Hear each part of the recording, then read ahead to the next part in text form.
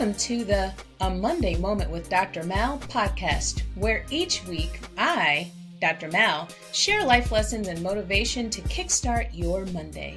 Whether you're starting your day or winding down, join me or me and my future guest for a burst of positivity and a fresh perspective. Let's make Mondays meaningful together. Greetings and happy Monday, everyone. I'm your host, Dr. Mallory D. McCoy, and welcome to this week's episode of A Monday Moment with Dr. Mal. As always, may this broadcast bring you what you need in the present moment. May my light exude positivity and kindness, and may my love be extended to all who could use a little extra. Ashe. Let's seize the moment. This week's episode is titled, What a Military Spouse Wants You to Know. Military Spouse Appreciation Day was Friday, May 9th. This day is observed annually on the Friday preceding Mother's Day to acknowledge the commitment and sacrifices of military spouses. The tradition began in 1984 with a presidential proclamation. So it's only 40 years old and 40 years young, I should say, because it's the same age as myself.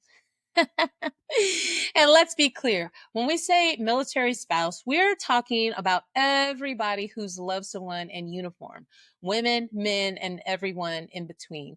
If you've held down the home front, juggled life's curveballs alone, and loved a service member through it all, you're part of this story too. But today, my guest and I are sharing from the perspective of a military wife because that's the road that we have walked.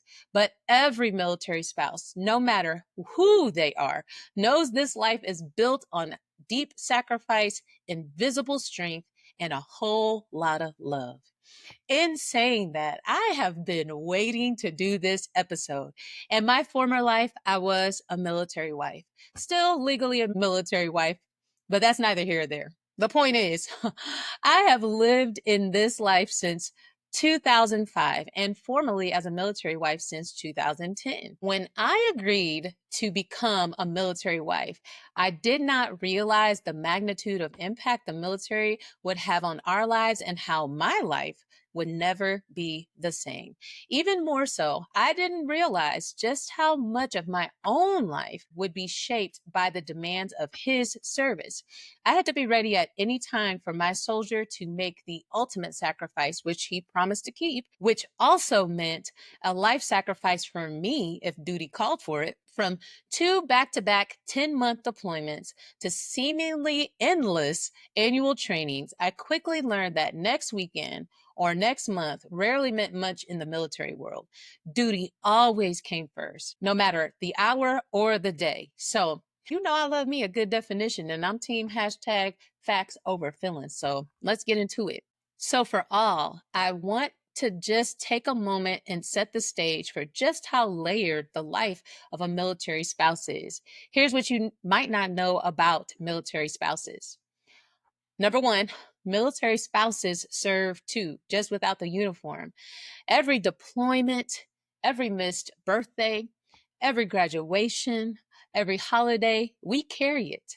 And I've never had to pick up life and move, but others have certainly picked up their whole lives and had to move multiple times.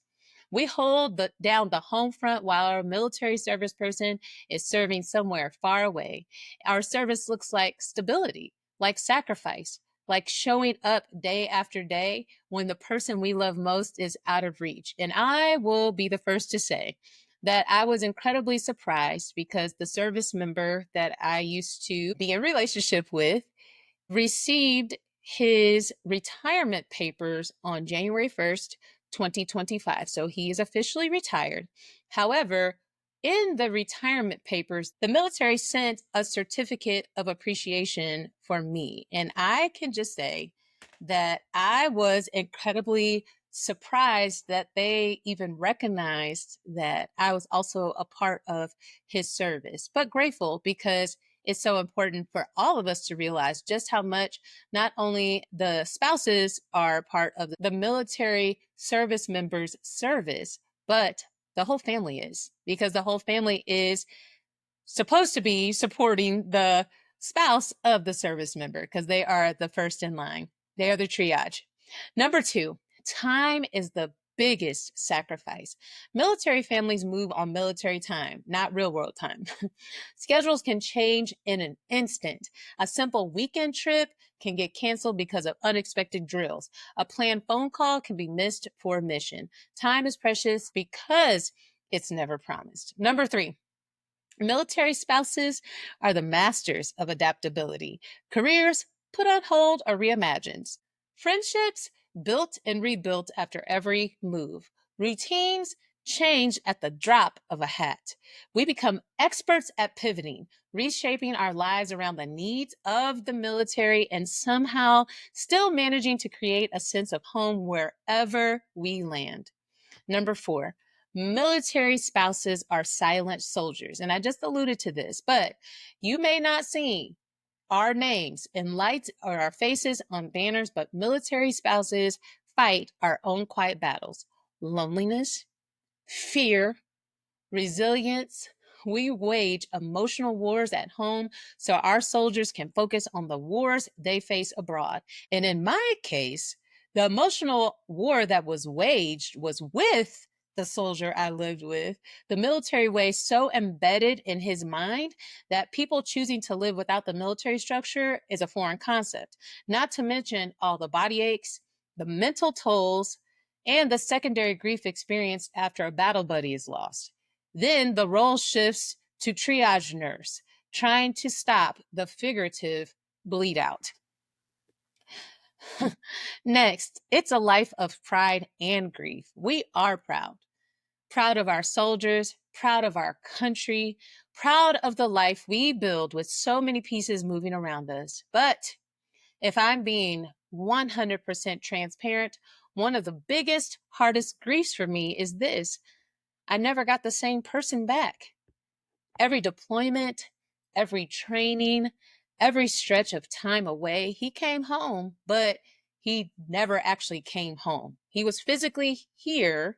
He physically was here some of the time, but emotionally and mentally, there was a distance that no welcome home sign could ever cross. And there's a certain kind of ache in loving someone who's right in front of you, but still feels so far away. That's a grief that not many people talk about, but it's real and it stays with you forever. And above all, we love fiercely. We love in letters and care packages and countdowns and homecomings. And we love through the distance. We love through the changes. We love through the heartache. Military spouses, us, we love hoping that one day all the pieces find their way back together.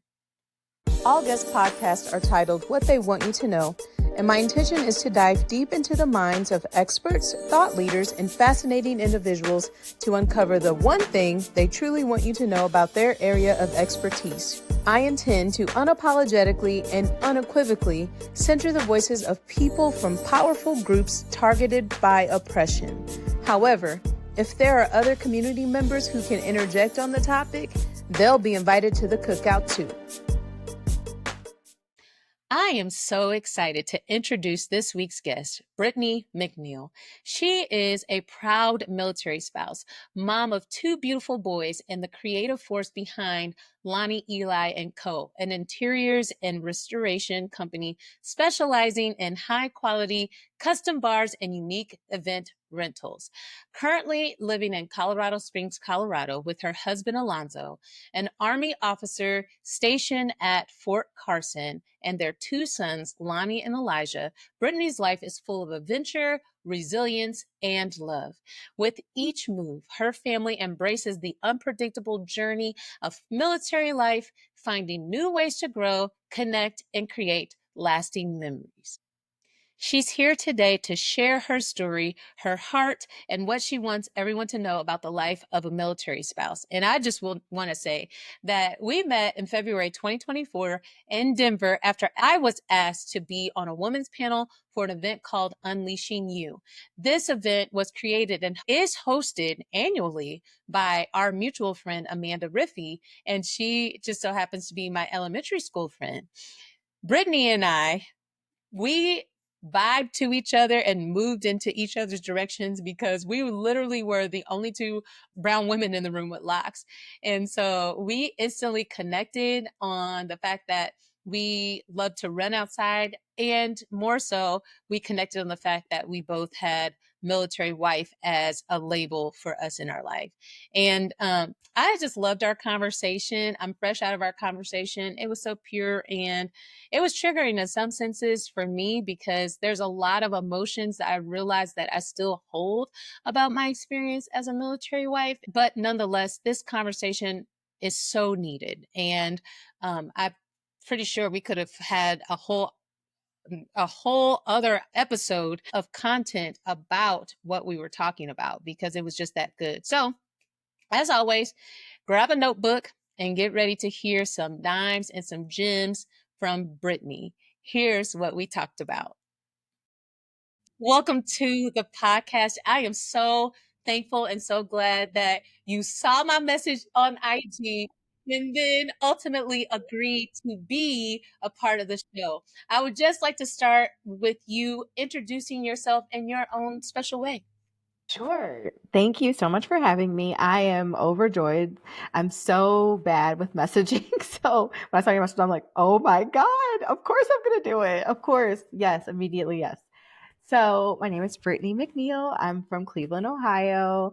I currently live in Colorado Springs, Colorado. My husband is a officer in the Army, and I am a woodworking lover of all things DIY. I build things, I make things. I just love it all. But I specialize in custom collapsible bars and event rentals. So that has been my love for the past couple of years now. And I feel like I found my passion and my love. And I'm beaming now. I just feel free. And you look and feel free. Your energy Thank feels you.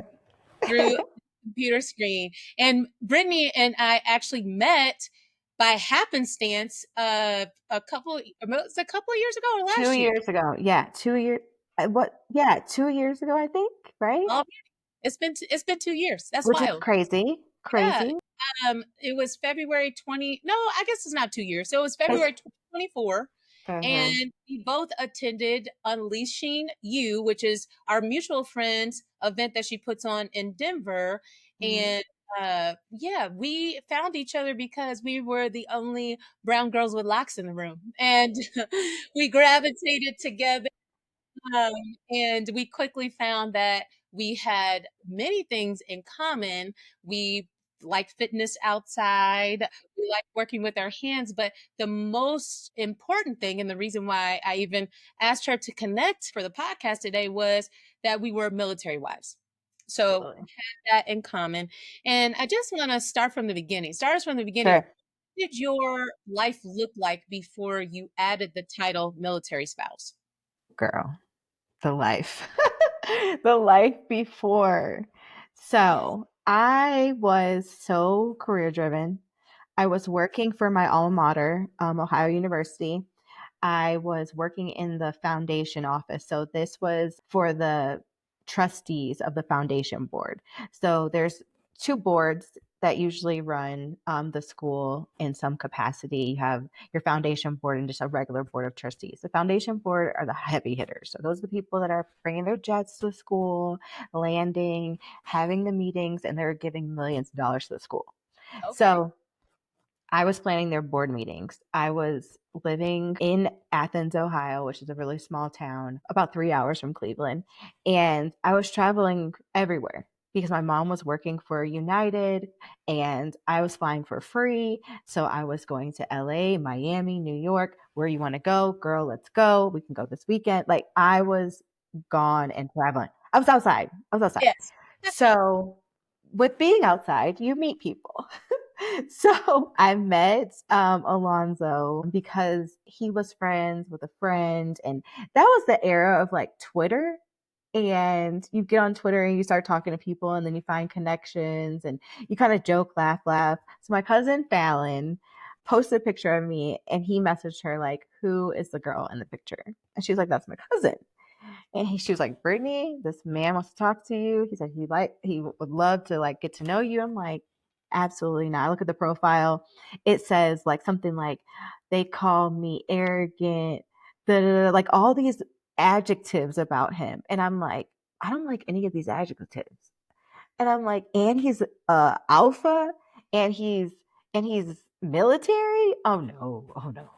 0 out of 10. 0 out of 10 do not recommend. So I said, okay. I looked at his profile again. I'm like, he is really handsome. And like I've been dating at this point, like the bottom of the barrel. Like men that have ambitions to be club owners and like nothing that was benefiting my life, no real strategy for life. I was looking to move to a big city and go to corporate after working for Ohio University. So I'm like, this is not where I need to be. Maybe I need to try something different. Maybe like I need to look outside of these same types of men. So I talked to Alonzo. We end up, me and my cousin Fallon go and meet him and his friend in Chicago. We have the most incredible time. So it's just pretty much the rest is history for now because it's just like from then on, we laughed so hard. He made me laugh. It was just really somebody that I never thought I could see that in a man, like that he would actually give me that much joy and I wanted to be around all the time and he wanted to be around me and there was no like question of does he like me? It was clear because he was showing up, he was coming to see me, I was going to see him. It was very clear that this man loved me, had interest in me, and I was like, I don't know what this is like. I had no experience in that. I didn't have to beg him to do anything. You want to go here? You want to do this? Okay, yeah, let's do it. So that's kind of how we started. I was definitely very career oriented and I had big dreams to be corporate in corporate America. And then we got And then your and journey was then like, shoot. uh Pardon the snake reference because I wasn't even, literally but but it's like rerouting. We are currently rerouting. So it's that. like And how long ago um was that? Because you said Twitter, so girl. yes, Twitter. I don't even have a Twitter now. So we're talking so 2010 we met. So same year that you got married. So like yeah, I know we connected on that too. We're like we had so much in common. That day I was just blown away. I was like I need to talk to this woman. I know she's like the girl because she's like on the panel, but I need to find a way to talk to her today. But yeah, I it was 2010 and team things were different then. We were on Skype talking. Like we're on Skype. I know Skype, girl. You I know know Skype. Skype. Mm-hmm. So In fact, I can hear doon doon doon doon doon doon doon. I know the ringtone, all of that. literally. That's what we used. That's what we used to communicate on deployments. Yeah. Especially, his first deployment was Skype, and so, yeah, Uh-huh. I remember I can fall asleep and I could wake up. I could be like, oh, someone's calling me. Still on Skype. Like we would fall asleep on Skype. I would Skype him in my classes and like minimize the camera so no one could see and I'd sit in the back of the classroom and just type to him all day long. All day long. Cuz I was like in my final year of college when we met. I had one more year and cuz I did the 5-year plan. I skipped around a little bit and then finally Me too. landed. So, yes. But just because Yes. my program was 5 years, my actual program, music ed, was 5 years. So Okay, mine wasn't. 5 years in college too. But yeah, so Yeah. after that, then how quickly did you become a military spouse? Yeah. How did So how did that transition? we didn't actually go too fast. So like we dated for about 3 years before we moved in. So we moved in together. I wasn't married. My mom, dad were like, what is the plan? Because I was leaving the job. I was at the point where I was an assistant director of foundation operations. I was looking at that director position because my boss had become an executive director. So I was like slotted to be a director, which meant a lot more money. Hmm. I felt like I was really on a fast track to really taking it to the next level in the collegiate atmosphere.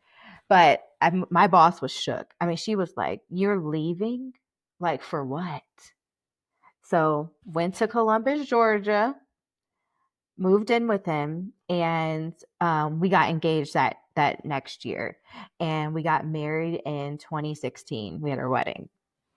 So yeah, so it was some time before we like really tied the knot. And first year in, our first deployment happened. The first PCS, which is permanent change of station. That PCS came. I was like, okay, we're in North Carolina. We were not planning on that. We were at Fort Bragg. And when I tell you, I hit a level of depression I had never seen in my life, it was unreal. He was like working all the time. I didn't have a job. I couldn't get in with any of the universities. There's tons of new universities in North Carolina. I couldn't pay someone to give me a second to learn about I was like, I have the talent. I have 4 years post grad, 2 years prior to graduation working in foundation administration work. Like no one would even look at my resume. I sat in it physically and literally sat for months. Mm. So I was triggered by that a little bit Yeah. because thank you for sharing that and thank you for being transparent with that because that's something that's not often spoke about. So one of my personal anecdotes is that I didn't know the full scope of what to expect by being with someone who had committed their life to the military. I had no idea. And one of the things that you just talked about was leaving your mission to join the mission that they signed up for. So, really, when we talk about military service, it is not just the service person that is serving in the military. It's whoever is a part of their nuclear family. If they're not married, it's their parents because that's who gets word. That's their next of kin. Whoever's the next of kin is it's whoever directly affects. Mm-hmm. So in your instance, even though you weren't married, because we know also know the military only recognizes marriage. Exactly. Like you said, Period. because Period. we one of the things that now I know we have in common too is that first deployment with our other, we weren't married. I wasn't married to my husband when he was deployed for the first time. And so I had to rely on his mother to get information from the military that was about Mm, that yeah. he wasn't giving me directly. I did get to talk to him a lot on Skype, Yeah. but more of the conversation, I should say more of the conversation, but the important stuff, like if something were to happen with him, it would be his mom that would have to contact the Red So Cross. let me back up. So he did deploy twice while we were dating, but I wasn't living with him. So, Oh, oh, I okay. could frolic around. I got my friends here. I can do this. I can do that. I'm not sitting in a house by myself. But then when we moved in and he deployed, I said, oh, wait, um, Yeah. Yeah, that's what? different. It hits different It when hits you're so in the space. Now you have this big old house, you got the house of your dreams, 4 bedrooms, 2 baths. You're in North Carolina, you're in a new place, but you have no friends, you have no family, because who's living in Fayetteville, North Carolina? exactly. I love North Carolina. I loved Fayetteville once I got my footing, but I was like, I don't know anybody here. Mhm. And it took a turn at that point when I was like, okay, I was stripped of everything I knew, family, friends, job, and those things were my life. And now I'm with this man who I love, who I married because I love, but what do I do now? Yeah. It's What do it's I do now? isolating. Yeah. And it's even isolating because so one thing I will say is that what's different about our experiences is that I haven't moved around. We've Mm, always been in right. Kansas city and then he's gone somewhere else, you know? So that hasn't been like where I had to move somewhere, where I didn't know people because I knew people. But still, even in knowing people, because there's a comfort that no one can give you if your other's gone, because you're still in a relationship, but you're by yourself. Like you're in a relationship with a ghost. Yeah. People It, know that there's someone that you're in relationship with and you talk about this person you're in relationship with, but that person is not there. And then I don't know how long his deployments were, but we did 2 10-month deployments, almost a year each time. And so that's a year out of someone's life that you've missed physically. yes. They can only tell you, and they can choose to tell you what they want to tell you in that span. Hmm. Both ways. I could choose to tell you what experiences I'm having. You can choose to tell me what experiences you're having, but we're time zones away from each other. It's We're literally a different day. It's a different day. You're in the future. You're in Yeah, the future. And I'm here in the past, and I don't know which way is up. I Um, never even thought about it like that. yeah, yeah. Because yeah, 9 hour difference. You're in a different day. Like I'm here starting work, and you're going to bed. Mhm. I mean, and then there's like the day to day with deployments is like, okay, I'm up at 4 so I can catch him at this time, or I'm up till midnight to catch him at this time, or I'm gonna take my lunch early so maybe I can get him at a decent hour so he's not falling asleep. It's always the battle of when you can talk to them. So we would, during one of the deployments, I did day one and I would email him all about my day. And I tried to stay consistent, but I was pretty good up until the end because it was like he was missing so much. And I can't remember because there's been 6 deployments. I'm not sure um, which one that was. I'm like But yeah, clutch 2, baby. yes, yes. We 6. had 6. The first one was the first one that we had when we were married was 5.5. He came home early. It was like, oh my gosh, praise Jesus. And then when we went, so we went from North Carolina to Killeen, Texas. And I'm going to tell you, Oh God. anyone listening to this, peace be with you if you have Killeen, Texas as a duty station. Because, baby, if you're someone who likes culture and stuff, like you like to go out and be downtown and do, I got there and I had visited him there, but I never lived there. I got there, I see that one road that has everything on the sides. I think it's like, what is it, like 45? I don't know what, 45, one of them routes. The main drag, it has all the things, and that's all you got. I contacted the Visitors Bureau because I wanted to know what do I do here? And I was like, I can help you guys bring culture to this place. I've worked with visitors bureaus before. I can help you with festivals and things. I emailed them. The day the moving van came, they emailed me back 1 year later and said, we would love to hear your ideas and we would love to bring you in. I said, the truck is here to move my things. And you're just contacting me. I've tried. I tried to help clean, guys. If anybody's listening, I tried to help y'all. But I'm telling you, I have stories from every duty station. But that transition, that getting settled, I don't settle into a duty station until 2.5 years. Mm. So, okay, if you're only there 3, then you're going to the next one. You're still like, okay, so I got comfortable here. Now it's time to go. Tell me about your moves. How many So times you we've 7? moved. I think it's 7. So okay, so Georgia to North Carolina, it's 1. North Carolina to Texas, 2. Texas to Rhode Island, 3. Rhode Island to Colorado Springs. I feel like I'm missing one. So this is the longest we've ever been anywhere. And we've been here for 4 years in October. and we're set to be here, I think, at least until next year, but I would love to settle down. He just got promoted to lieutenant colonel. I Yes, am I saw that. Congratulations to you and your Thank family. you. Thank Yeah. you. It was a huge milestone.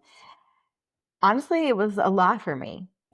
It was a lot for me because it was like and the person that promoted him was somebody that actually welcomed me as and saw me as a spouse, even as a girlfriend. And him and his wife were the people that I wanted to be like. I'm like, if I could be like any family, if we can have this relationship and have you be successful, I want to be like them because they are so incredibly kind. They're down to earth. They understand they have this rank, but they're not wearing it in a way that's demeaning. They're seeing you for who you are. And that doesn't Okay. happen. It doesn't happen in the military. We know that, right? Like Yeah. a wife is just a wife. Like, Mhm. but Yeah. they could see us, and they came here and they promoted him, and it was a lot for me because it was like I met him when he was a lieutenant colonel, and now he's a 2-star general, and now Alonzo is a lieutenant colonel, and Yeah. it was a lot emotionally because I was like, I kind of felt like I am so happy for Alonzo, but like, did I do enough? Have I accomplished enough? Have I done enough in this time frame? Because he's done all this. Have I done enough? Mm. I had to sit with that for a couple weeks Yeah. and figure out and like really do some soul searching and be like, you've done more than enough, girl. But But it's but hard. It's but hard. yeah, I mean, you're speaking to me right now because I feel like even though you did a lot or you feel like you did a lot, here's how I felt. I felt like it was a dance between what I was doing and how it fit around the military life, Mm-hmm. his military service, because even though here I have all of these things that I'm doing, that's still being considered. Mm-hmm. Always. It's Always. not like, you know, I'm doing this and you're a star, and you're doing this and you're a star. It's I'm doing this, but if he has to do this, then I have to shift what I'm doing so that he could do this. Yeah. If that makes sense. I've changed careers 4 times. Hmm. I've been a blogger, content creator. I was blogger when I was doing it, influencer. I've been a real estate agent. I'm still a real estate agent, referral agent. I've worked in retail. I've had an event planning business that I had 3 events, had to shut it down because we moved and I got pregnant. And I had a huge opportunity to host a company that was making these flags out of whiskey barrels. And they were like, we want you to do these summer festivals for us. We will hire you to do them. Had to go. Sorry. Yeah. Military calls. So the impact that it's had on me, that impact, I think that all came to a head. Like it was just like, are people taking you seriously? Like, are you just gonna hop to another career with every duty station? What are you gonna do to stay Yeah. consistent? And there's Yeah. no consistency in it. Mhm. There's no way to be one thing and keep it across all the changes and all the moves and what life brings, kids. Yeah. So I want to talk about adding children to the mix and Mm. the transition because that is a dynamic I feel like I got a little brunt of it. So when he had to go to OCS school, Hmm. he left when my son was 4 months old. And Mm. then he got back at 8 months old. So when my son was Huge 8 months difference. old, yeah, yeah. But I had raised up from 4 months to 8 months. You know how much stuff happens in 4 months? So much. They When start eating solids. We're yeah, rolling over. We're crawling. We're doing things. yeah. That I tried to bring him into, but it was inauthentic because he wasn't experiencing it with me. And then that whole, hey, I'm married, but actually I'm single. Because like I'm a single mom. I I'm doing all of the things for all of the time. And then, like I said earlier, but I wasn't online, but I'll say this right now because there's another layer to this. Sometimes my experience may not be yours, but person that you get back from deployment is not the same person that you met Mm-hmm. because their own experiences have transformed them into another person. And sometimes they're so used to being gone that they don't even know how to be at home. I've experienced that, and I Yeah. still experience that. He doesn't know how to be comfortable at home because he isn't at home. Mm-hmm. Like his mind can't even be here. So I find myself having to take care of everything at home. Mm-hmm. That's what it's come to, simply because he cannot put his mind here. He's used to the mission, being mission oriented, and the The mission, tasks. Yeah. the task. The missions and the task aren't in the home. The mission Mm-hmm. and the task are outside of the home. So Mm-hmm. say this because now I'm bringing up the word home. And for me, especially in this lifestyle, even though I haven't had your experience of moving to different locations, I Mm-hmm. have still had to question home. Mm-hmm. So, my question to you is, now that you've had this experience, what does the word home mean to you now? Completely different. Growing up, home is Cleveland. Cleveland is home. And now I hate I what I really bothers me is my kids can't say where they're from because Lonnie was born in Texas, Elijah was born here, and they don't have that sense of like I'm a Browns fan through and through. Hmm. I'm the only Browns fan. I'm not the I'm not the only Browns fan, but I will stick with the Browns. If they Hmm. even if they're 0 and 16, I'm gonna be a Browns fan. I'm a Cavaliers fan. Go Cavs. Yeah. So it is hard to like think about that.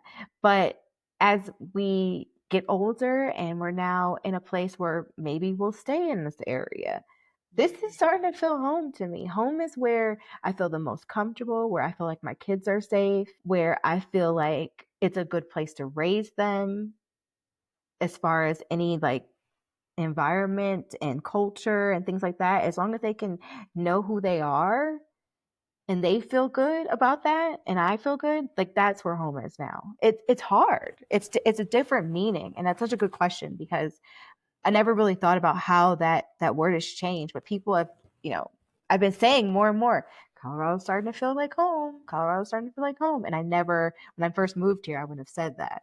Yeah. Yeah. But it's where I feel cozy. Yeah. I just got the chills. That's my Oh, spiritual affirmation. yeah. Um, and this word, and I'm trying not to cry about it because I've really just had some introspective thoughts about not even just the word home, but like even family. Because when you're navigating a life like this, you have to rely on people that may not have blood that you share coursing through your, Mm-mm. but you can count on them. Mm-hmm. They're reliable. You trust them with your children. And so to that point, because now you've alluded that you've navigated this space with children, how do you translate not just home but community? Like, Mm. how do you translate those ideas to them being in a space where that's transient? Yes. One of my pillars of my business is community because I thrive in that environment. If I don't have community, that's when that deep depression sets in. When I don't have people I can count on, and I don't really ask for much, but it's just the wherewithal and knowledge of knowing, okay, if I really needed something, I can call this person. So I struggle if that's not felt. In Colleen, I didn't feel that. I had Mhm. my mom that was 3 hours away, but I had no one to call to go to lunch, to go for a walk, nothing. I had no friends. So that was extremely difficult for me. But I think with our kids, we've built a strong community here because we've gotten out of the house. We're outside. We're playing sports. We've got our, our kind of like our family of sports moms and dads. So showing them that they can make friends and settle in. Like, don't be afraid to settle in, because you can't always think, well, we're just going to move. We're just going to go. Like, I've tried, because my oldest asked, are we going to move and get a new house? And I'm like, I don't know, you know, but keeping them in the present has been the most beneficial thing. And it's hard for me too, because I'm always planning and I have a business now. And Yeah. I can't operate on we're going to move. I have to operating and resume as normal as we're going to be here, because if I do that, my business will not be successful. And that's what I've learned over the years. The success didn't come because I wasn't grounded in it. I Mm, wasn't like, you know what, this is where I'm going to be. yeah. So I have to still network, find out who this person is, connect with this person. Like, because I always had it on a time limit. Oh, I'm only gonna be here 2 years, so it's cool. I'm only in Rhode Island for this long, but I did real estate in Rhode Island, and I met a lot of people. I knew business owners, people, agents, administrative people. Like, I connected with a ton of folks that I still am connected with, but that sense of community, if you don't have that, it's a tough road Yeah. to navigate. One thing I heard you say that's so important is, because we all should be doing it, but we struggle so much to do it, is live in the present. You cannot put your energy in things that have already happened, because what are you going to do to change it? You cannot put your energy into things that haven't happened yet, because there's pure speculation at this point. You don't even know. And like you Hmm. said, we don't know what we don't know. We don't. So why not focus on the now? But the other side to that is the emotional human side that says, man, if I put all of my now into now, and then that worry about the betrayal, because, and it's not a betrayal, but it feels like that when you're like, oh, now I got to leave my best friend that I've had for 4.5 years. As you know, your babies, they only have lived life in the age that they are. You know what I'm saying? Exactly. Hmm. So if they've had a friend for 4 years and your baby's 8, that's half of his life he's got. That's a large part of their life and their world. Yes. And so, Mom, you're doing an amazing job. I think that the bigger part of the pillar that you talked about, the community pillar, is creating that grounding element, because that's all that kids want. There's never been Hmm. astronomical numbers, Yes. kids with anxiety, kids with Hmm. depression. And that's not even military families, that's kids, Yeah. period. Yeah. And all they're seeking is for us, the adults, to create a space where they can ground themselves. That's all they're seeking for. That's all they want. And so, you even being aware of that, saying, like, hey, this is important, not only for them, but also for me to feel grounded. And here's how we're going to do it and have a plan. That's beautiful. Just wanted to tell you that, sis. Thank you. Thank you Yeah. so much. I mean, this is the least we can do at this point, because there's a lot of noise right now. There's a lot going on. And when it comes to my kids, that's the only thing that will get me out of pocket. And I am very, very Hmm. kind, very sweet, very understanding. Yeah. But when it comes to Elijah and Lonnie, Hmm. that is the only thing that will take me out of my character. Run up, good donut. Literally. Would you listen? Do not play games with my babies. Don't So, try me. When okay. it comes to R2, don't Yeah, try. don't. Period. Yeah. No, So, I feel that. I will protect them. Yeah. I will protect them at all costs, and I'm going to, and I intend to just raise them as good humans. That is like our goal, is to make sure they're kind and they're understanding and they respect their elders, and that's what we want. And if I can just instill that and make them feel like they have people that they can count on, and mom and dad are always going to be here in whatever capacity we can be, that's it. This, and I think that's, I mean, we talked about this earlier, but like the transition from it being you and your spouse to the children, because we both took some time before we had children, right? We were married and then had children. So we didn't have children right off the bat. So there was time to be couple, travel for us, and do things together and have that bond and go through things. But when the children came, Mhm. it does change the dynamic. It's like it's so much more work to be a couple now. And then try to be a couple when you're not here. You're not here to be a couple. Like I'm not dating you because you're in who knows where doing who knows what. And that's not to say like anything other than like their job, but I'm saying like you're not here physically. So it is so difficult to keep that up because I mean, I think it hit me the hardest in 2021 when I was in Rhode Island. We were stationed in Rhode Island. Beautiful, had everything I needed. A block from the beach, literally like my son's backyard was the beach. Loved it. And he gets a call basically that he can deploy for 11 months or we can get a really crappy station.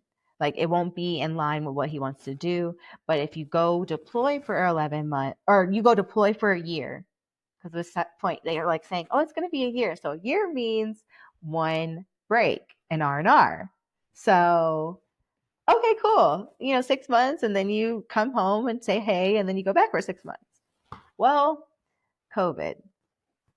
And they were like, actually, we can't send you home. You're going to be here for 11 straight months. So I had me and my son by ourselves in Rhode Island.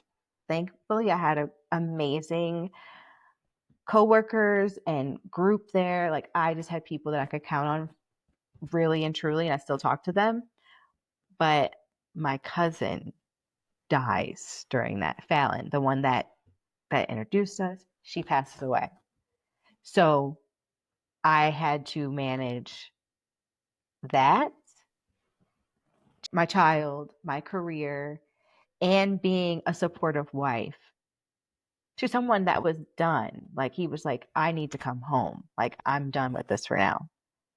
Any person that sees their spouse go through the most horrific thing and they can't do anything but tell them, I'm sorry. They can't be there physically. It was another level. And that's when things like really shifted for me. I was just like, I, I don't know if I'm strong enough. Am I strong enough for this? Can I make it? That was the hardest point. Got home. It was a lot going on with the military at that point. Got home, and Colorado Springs was the light that we needed. It was the light because at that point it was like, okay, this is the hardest thing we've been through as a couple. Mm. So we're gonna get past this. We're gonna grow. We're gonna be there for each other. And we came here, and it was like, okay, deploy again. But it was to Europe, so it was a little different.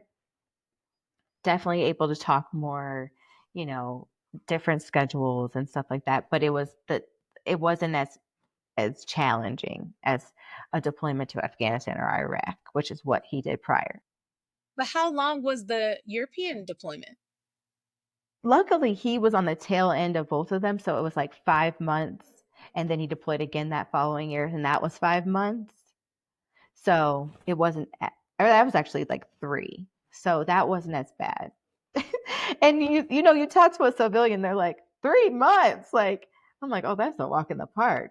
I Yeah. I can even get in my groove good. And deployments are a gift and a curse for me. Like it's like I'm in the best shape of my life. I'm Mhm. doing all the things. I'm Yep. eating right. I'm looking good. And then he comes home and I'm going out to eat. I'm drinking. I'm gaining my weight back. So it's like a gift and a curse for us. I built my first bar during his deployment. I literally planned it out.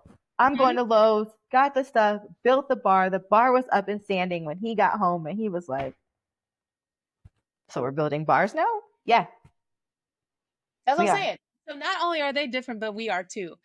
Yes, And listen, you said so much, and in my I head, did. I'm sorry. no, no, no, no. Don't please don't be sorry Yeah, because I was just thinking of like, what question can I ask next? I mean, no, really, I've not ever been stumped in an interview, but I'm stumped because it's just first of all, I'm walking through my emotions. I feel triggered a little bit. Okay, a lot of it.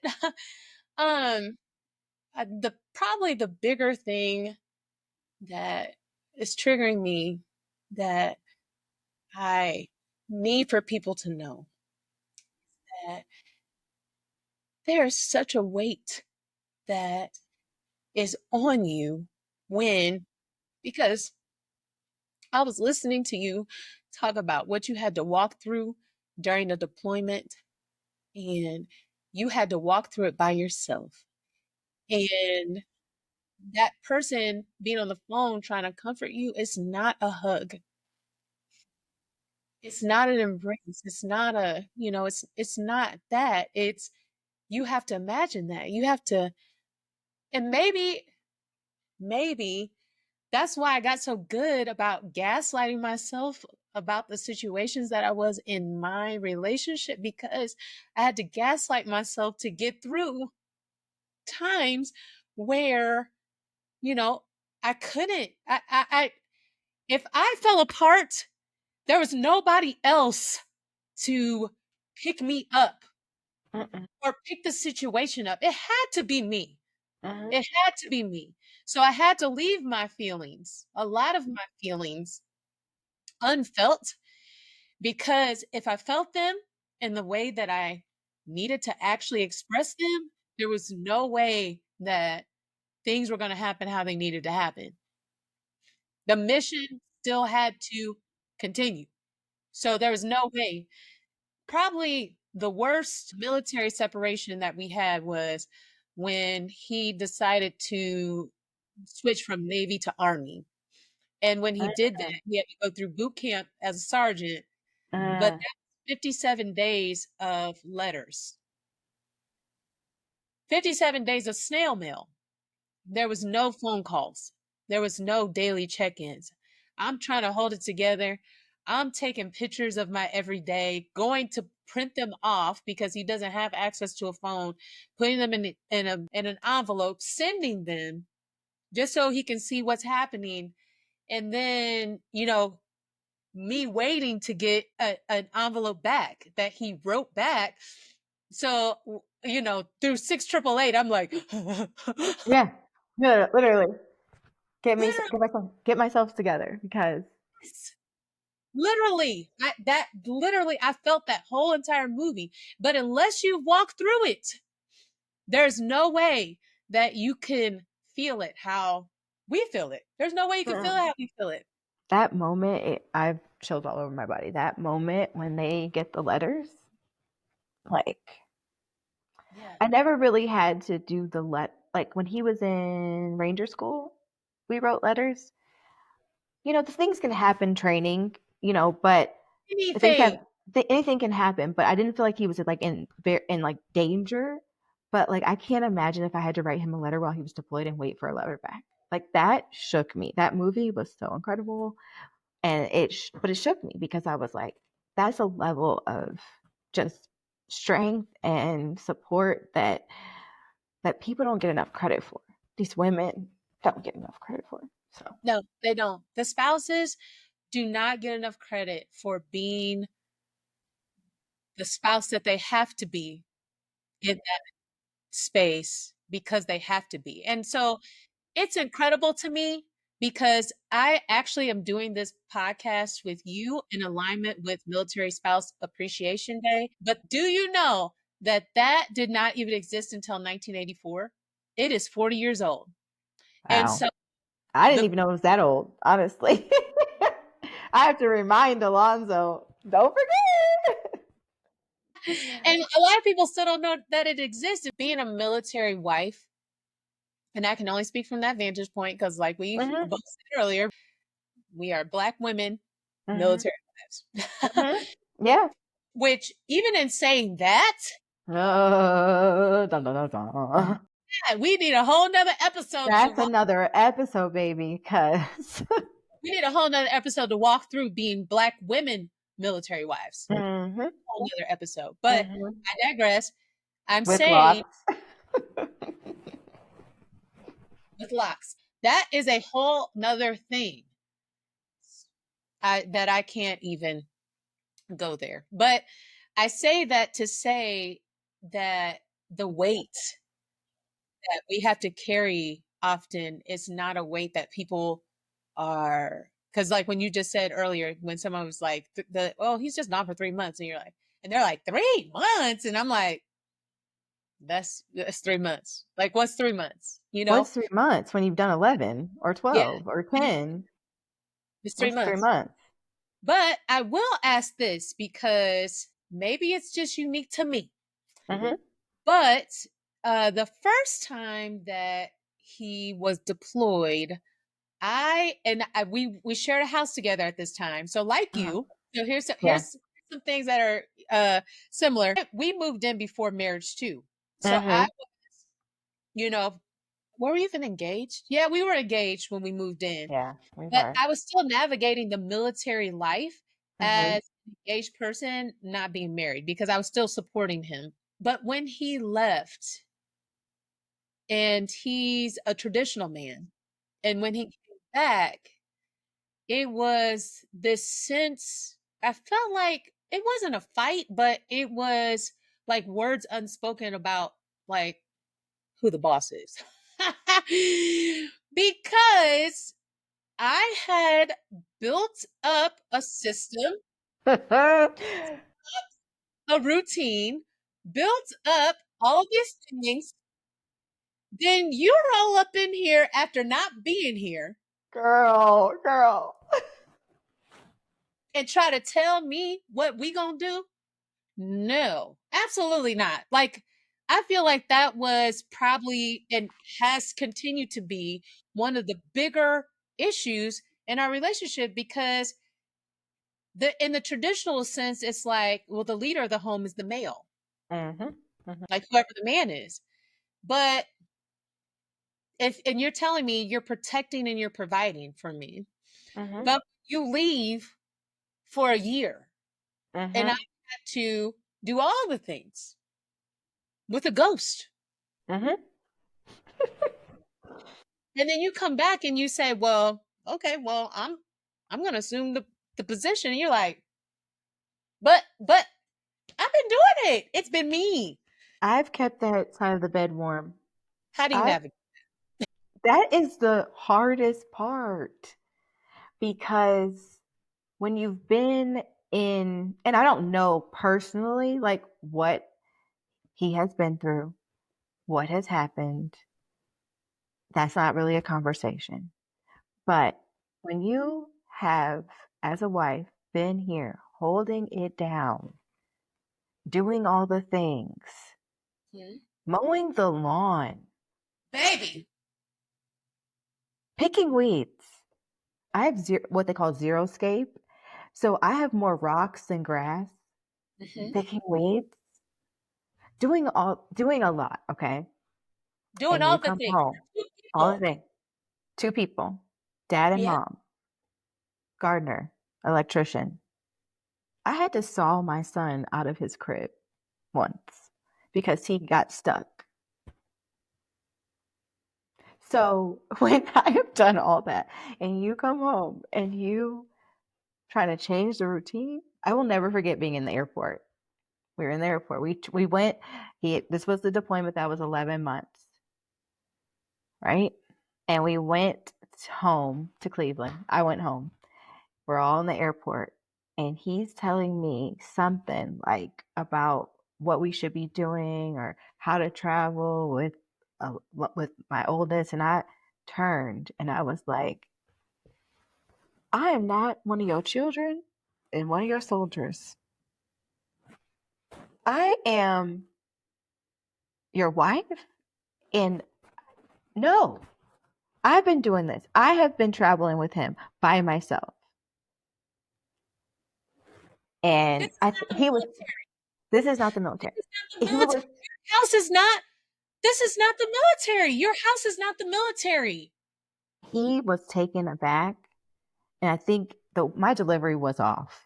Like I mean, obviously, so I was speaking out of a lot of emotion. This is coming off my cousin passing, all the things. I am hot because I am just like, it's boiling up at this point. So my But also, delivery was, but also, yeah. but also, please do not dismiss the part about no, you're not. No, you're not. First of all, talk to me like a human. Second of all, I have done all of these things, X, Y, Uh-huh. and Z, for this amount of time. I've got this. I've got this. Watch me whip, watch me, nay, watch me, watch me. And I Listen, think it took time to see that. And then it became like, well, where do I fit in for him? mm-hmm. Because he was coming back. He saw that I had things in line, and it was like, okay, now what do I do? And I feel like that is a hard spot to be in. It's hard on me. It's hard on you because it's just, we're trying to both be alpha, and it's not working because you can only have one. Yeah. So it is a challenge that we had to really communicate on because Well, I had to. listen, pray tell, what is your strategy? Because I had to say how I felt. I said how I felt.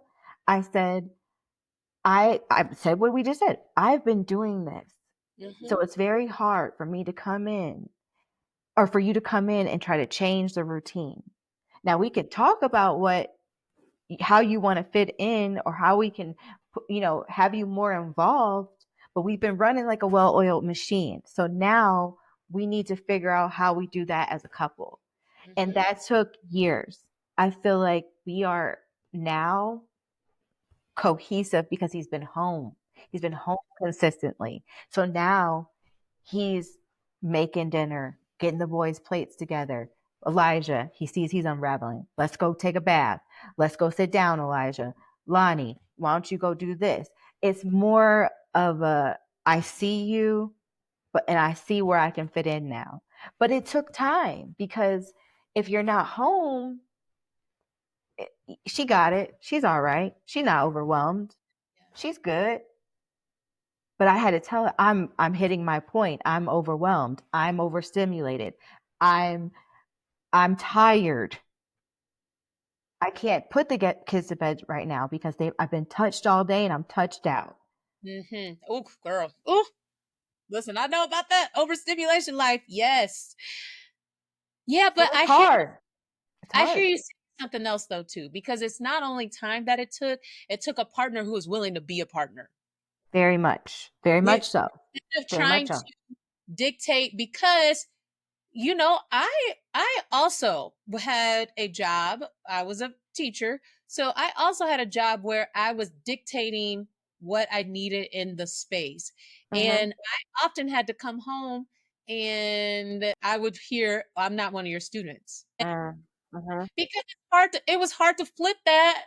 Turn it off. Yeah. I'm saying, but when you've had a window of time where a person is no longer in your home and then you come back in with different experiences Mm-hmm. that have shaped your experiences were shaped in the space that you're coming back into, but this person's experience was shaped outside of the experience that they are now re-entering. But what I Mm-hmm. heard say about Alonzo is not only did it take time, but also he was able to hear you, he was able to see you. And baby, let me tell you, what a blessing. Yeah. You better hold It on is. to that. It is. Because that's somebody being able to see you and hear you and value your experience, and value what you say in your Mhm. experience. Biologically, sometimes we speak different languages. Even if we're speaking English, Mhm. it's when I say something, you don't comprehend it in the way that I intended for it to come off, and vice versa, you know? And that's where empathy plays a part, which I kind of feel like the military way doesn't lend itself all the way to empathy. So a No, person that can get to this level and still have empathy, that's a blessing. it is. And Yeah. I think we're at that point in his career where it's going to come to a point where he's going to get out, Mhm. and now it's going to be Brittany's turn to do what she wants to do, and he's going to be on the other end of it. The kids are going to be older, so they'll be more independent. So it won't be so much hands on, but it'll be, well, we're going to reverse roles, and we may have to talk about some more things, some Mhm. more, some more strategies. But what am blessed and what I value in our relationship is that if we communicate on something, we can somehow find a way to make it worked for both of us, because communication has saved us. Like Mhm. if I can't talk to him, it's an email. And Mhm. that's not to be petty or anything like that. That's because I need him to hear everything I'm saying. Yeah. It can't be distracted by the children, the dogs, the house, the whatever's going on. I need you to read this and hear me out, and I know I'm going to get a full response with that. So if that's his method of communication, I'm writing an email. Mhm. If I got something real I need to say and I need you to hear everything, it's an email. I love that. So because we don't have the same time that civilians have. We don't Mhm. have that time.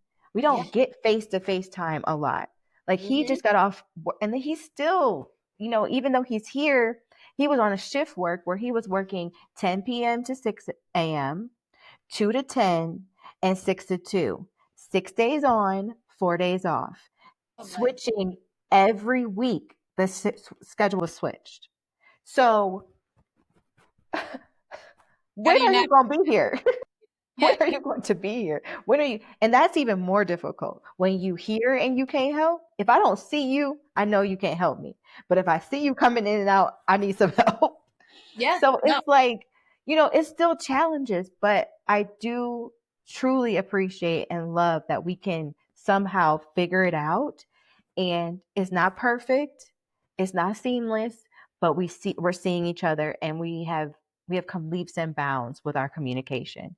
But that's what I have blended our marriage and everything around, is like, I'm gonna tell you how I feel. I'm not gonna sugarcoat it. I'm not gonna sit on it for long, because I have a lot of feelings. I do. Yeah. And thankful that, be thankful you have someone who respects you enough Yeah. to, like I said, hear how you feel, and make modifications, maybe not how they feel, but how they move because of how you feel. Because I, I thank you for that. But I yeah. just had a deja vu. Oh, you did. And this is crazy because we've been on the phone for like an hour and a half or so. I don't even know how long, a long Yeah. time. We've been recording for a while. Yeah. But your background, everything, it just came across that I've seen it before. This conversation thing, it just, after, mm, I got the I've seen it. chills. I've seen it before. I That love that. really freaks me out No, because we've been I on don't the phone this whole time, and I'm like, wait a second, I've seen this before. divine Ooh, what it is. And girl. this conversation Mhm. certainly for me has been a divine alignment. And like I told you even before we started recording, is that I couldn't wait to talk to you about this. But I, even though we've been on the phone for this long, I still feel like there are so many more things that we could touch on. But I do want to touch on one thing before I ask you the two questions. Sure. I feel like a military spouse is going to be a military wife specifically, they're going to click on this and watch this. And I want to ask you, what is one thing that you would want to know, or what is one thing that you would have wanted to know before starting into this journey that you know now? That nothing will be planned. Nothing will be planned. And if you are with the right person, it will all feel right and it will all be okay. Because I struggled with the unknowns for so long. I don't know where we're going to be. I don't know what we're going to do. Da, da, da, da, da, da. But it has worked out. It has been okay. I have survived. I've made friends. I've made people that I will love for a lifetime. The people that have been in my life throughout each duty station. I wish I would have known then that I would be okay, because I was just so focused on the next station and the next and the next, and I didn't enjoy the time as much as I should have, because especially in Rhode Island, I was so focused on, we're not going to be here long. We're not going to be here long. It's only going to be a year. Oh, now it's going to be 2 years, but it's not that long. And that I wasn't able to just be okay. It's going to be okay. It's because of the person I'm with. And Yeah. it's hard to recognize that in the beginning, that it's going to be all right. Yeah.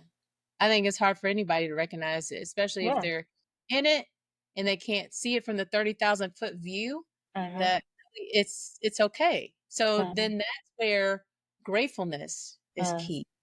When you wake up in the rise and you say, these are the things I can be grateful for today. And you just focus on what what brings you joy. Like literally your life has changed. So Yeah. um how do you take care of you? So we talked about all this weight. What are you doing for yourself that is intentional about your own care? What has changed my I really think my life is keeping up with all my health things. Like keeping up with therapy, keeping up with blood work and knowing my body. Like I have benefited from those things, but getting to know myself and through meditation. I never thought I could meditate. I'm like, there's no way I can be still, be quiet for that long. There's no way. Meditation, like, what could it possibly do for me? I started meditating just at night. Recently, I've been meditating in the morning, and things that that my grandmother always instilled in me is like, write everything down. All these things are now becoming part of my daily life. Journaling and meditating and taking a moment to just, like you said, the gratefulness. Like, you don't even know how much you can take from just being quiet until you really try to do it. I talked to my mom about it because I was like, you should try to meditate. Like, Mhm. I know it's hard, but it's a practice that you have to practice. Mhm. So I've been doing it for, I would say, a year now, meditating at night, but the meditation during the day has really, really changed me. And the speaking things into existence, telling yourself, Mel Robbins says, act like the person you want to become. It's not fake it till you make it. It's act like the person you want to become. Be her. And another girl told me, be her now. Be Mm, her now. mm, Coach mm. Sasha said that Yes. because Be now. be her now. It's not next year. It's not next month. It's right now. I'm her. I'm Brittany, the business owner. I'm Brittany, who's putting together the event of the year. I'm Brittany, who makes bars, builds whatever you need, Say that custom work. Like, that's who I am. It's not who I'm going to become. now. So that is what has really driven everything that I'm feeling. Like, on this very day, I will say, on this very day, meditation, taking time to breathe, be quiet and still, and writing down who I want to be. You are sent to me. You were sent to me because You this were is sent to me.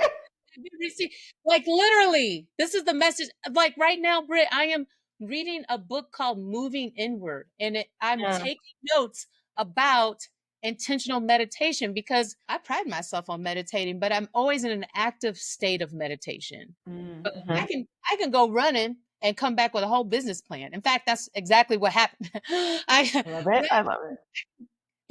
I get downloads from just being outside and moving my body and stuff like that. But lately, because of what I told you earlier with my son, it's been like the message that I've been receiving is get quiet, get still, quiet your mind, write down things. That's why I created astrology notebooks. I use my notebook to write stuff down because you're expert in this. I needed to hear that has benefited you. And then this Be Her Now. I literally just posted something to my stories. Go to my stories on Oh my Instagram. gosh. I literally just posted a video of Coco Jones talking about just like getting delusional and like living in what people who have small minds can't think of you, but you think of you. Live in that. Live in the what you think of you. And then settle on what you think of you. Because I will admit for a long time I didn't know what I thought of me. That's one of my Mm, segues from, 37 to now was like, well, I've got wrapped up in this military life. Oh, he does all these things. He has all these accolades, but who am I? yeah. I hit the same point at the same age. Yes. We literally, I hit that point. I just told you before we started recording, 37. I was like, okay. And I don't think it directly aligned with, my husband getting promoted or anything. I think I just hit a point where I was like, ooh, Mm-hmm. you're going to either go for this full throttle or you're going to sit down. Just stop Mm-hmm. because you're pushing yourself in a way that's not healthy and you're not taking what is being given to you. The signs are there, your work is there. You've done everything you need to do. Just Yeah. do it Yeah. and do it Just in peace and oh, stay with it. peace and joy, baby. That's all we got. Yes, That's amen. all we got to give because then all of us are mirrors. So if Hmm. we give joy and peace, we get it back tenfold. So Hmm. I want to Yes. believe that.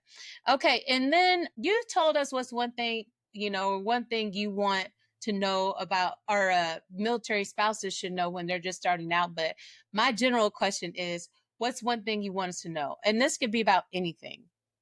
What somebody listening to this right now, what's a message you want to drop to them? Believe in yourself. I think for a long time I had a hard time saying you're creative, you're artistic. I had a hard time accepting that that was more of my calling. The business side of it comes with it, but like hone in on what brings you absolute joy. Because if it doesn't bring you joy, then it's not for you. It's brought to you because it's meant for you. So Mhm. that's my message. It's like if it's brought to you, it's meant for you. Yeah, beautiful.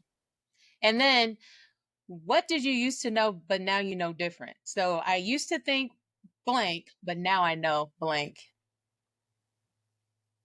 I used to think that I wasn't worthy of success, but now I know I am Ah, yes. because I didn't I was just like it's just not going to happen. I'm not doing enough. I'm not doing enough. I'm not doing enough.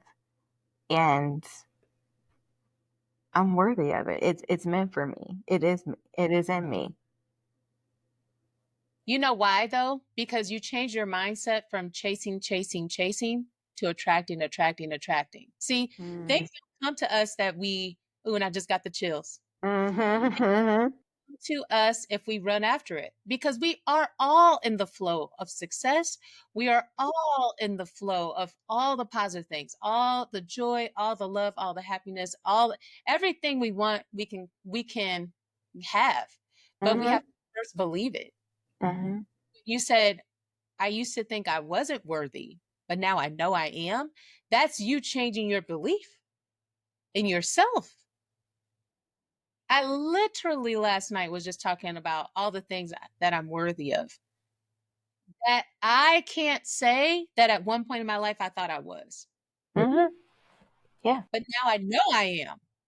Now I know it without a doubt. I am worthy of all things good, abundance in all forms. Everything is our birthright. Hmm. Worthy of success. We are put on this planet to succeed. Hmm. It looks different for different people, so don't compare your success to somebody else's success. But we're worthy of it. Whatever makes you, and then you said whatever makes you feel good. That's so beautiful. And what a great way to wrap up the podcast. I am so grateful that you're here. But also, before I stop recording, can you please tell us about your business, how we Sure. can support you, how we can support your family? Go ahead. Absolutely. My business is called Lonnie Eli and Co. It is custom collapsible bars and event rentals. I am in love with creating mobile items for women to sell their goods out of and just start their business ventures. So I love working with women entrepreneurs just getting started. And you can find me on social media, Lonnie Eli and Co. events. And I'm active on Instagram and also on TikTok, Lonnie Eli and Co. I'm everywhere. Brittany McNeal is my name, and I'd love to help you start your business. Yes. And one more thing, because you are my second guest now that I've interviewed outside of Kansas City, which I'm excited about because I'm expanding. I should also say that my podcast is not just for Kansas City. I just happen to be in Kansas City and interview people that I know. This podcast Mm. is on the first Black owned, woman owned network in the nation. And so we are streaming on all major platforms. But if I am not local to Colorado or Colorado Springs, am I able to get a piece shipped to me? You are. Okay. Absolutely. Okay. Yes.